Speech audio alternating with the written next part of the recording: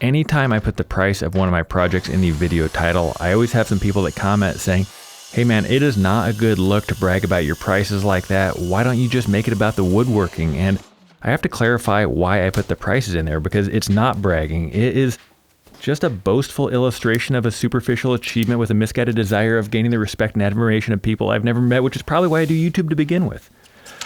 Sorry, things got kind of fuzzy there for a second. Anyway, like I was saying, I only share the prices of these items because it adds interest to the story, and there's a lot of curious viewers out there.